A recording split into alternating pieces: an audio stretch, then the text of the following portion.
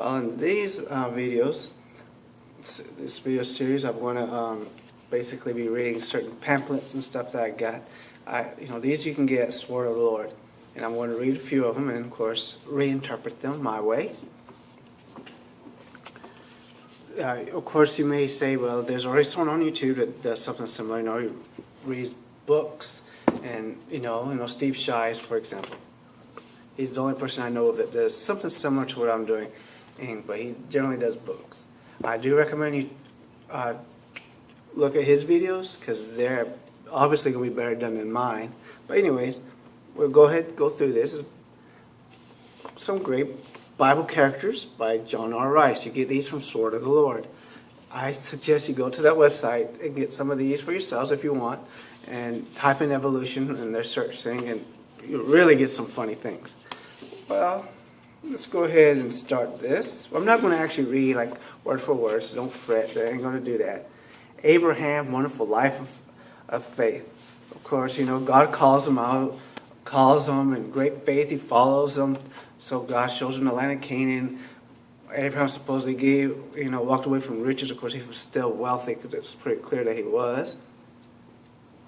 And then, of course, my favorite part of this is when God says, now, take thy son, thine only son Isaac, and go down to Mount Moriah, a 3 days journey down where the city of Jerusalem will be built later, of course. And there I want you to offer your son Isaac. He called him his only son because in this case he's a type of Jesus.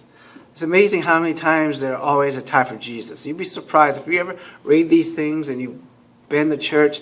It's amazing how many people are a type of Jesus. Interesting. He called him his only son because in this case he's a type of Jesus. He's the only son of his marriage with Sarah. Abraham obeyed and they started on that journey. And I have often wondered if he told Sarah, which unlikely. I wonder what she would have thought if he did. And of course, when he's about to kill his son, God tells him not to. And he's supposed to be a great Bible character. Sorry, there's a net in the way, but anyways. Would you consider someone who's going to murder their son a great character? Now, they put a lot of spins on this one. They'll first tell you, well, it was faith. God was testing his faith. Okay, but God's supposed to know everything. So he already knows Abraham's faith, how much faith he has. And then you got Abraham on the other side, they say it's a test, to see if he would do it. Obviously, when Abraham knew God was going to actually have him kill his son, or if he did, God was going to resurrect his son, because of all the promises he said, Isaac's going to do this and that. But okay, then that negates the test.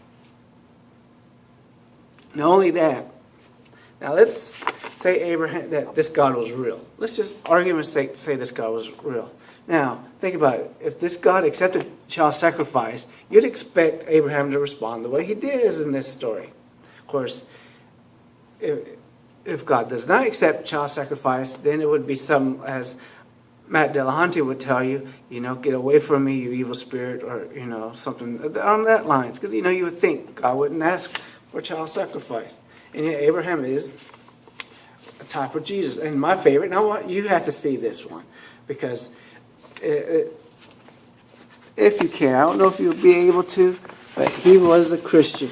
See, Abraham, well, it might be backwards, I don't know. It is backwards to me, but Abraham was a Christian. Amazing, isn't it? He was a Christian. Muslims will tell you he was a Muslim, in case you're wondering. And then Abraham and Christ inherit Palestine, blah, blah, blah. We don't need to go through all that. Joseph, a prosperous man. Joseph, there's not really a whole lot you can say about him. Only that I can say about him is he was an idiot for telling his brothers his dreams and then his parents that stupid dream about how they're going to worship him and everything. Come on, what an idiot, right? I really personally had no problem with Joseph. Moses.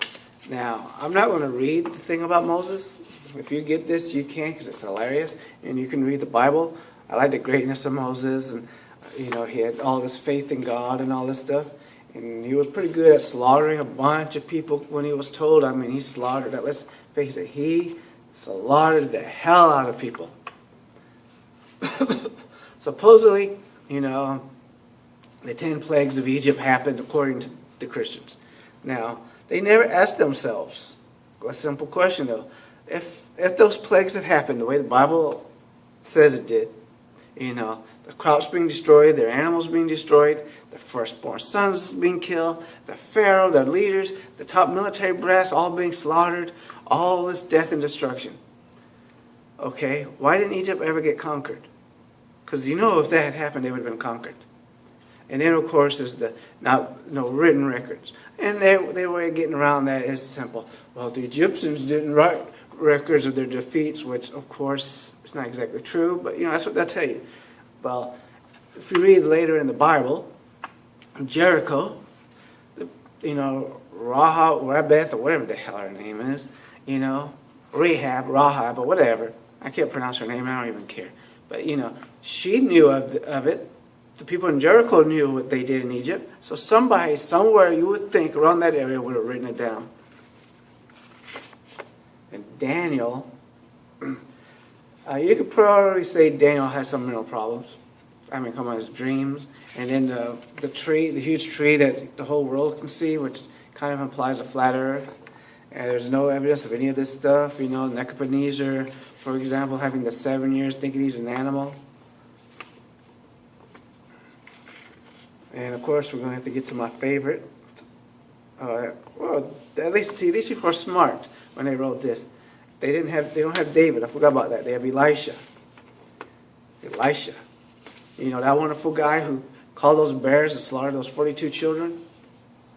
And they, of course, try to say, well, they're not really children. They're young. It doesn't matter. He killed them for making fun of his bald head. If you go to church, they say, well, no, they were making fun of his divine appointment. They were making fun of God. But these are children.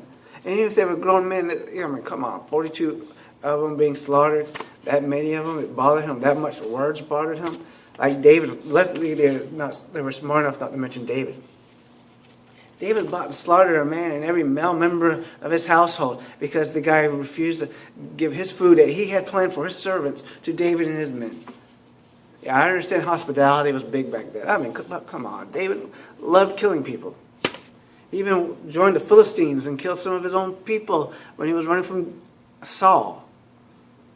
But seriously, you got to read this. These are hilarious. I have over 100 of them. And they're not copyrighted. Even if they are, I have a right to do parodies and make jokes and use it as an educational tool, which is what I'm doing. I'm not reading all of it. This is by John Rice, some great Bible characters, and he's hilarious if you read any of his pamphlets. Thanks. Please like, subscribe, and please read my other videos. I also have another video, biblical reason why you shouldn't believe in the Bible. I go through one of the biggest reasons. I would hope that you may check that out. Thanks. And feel free to watch my other videos.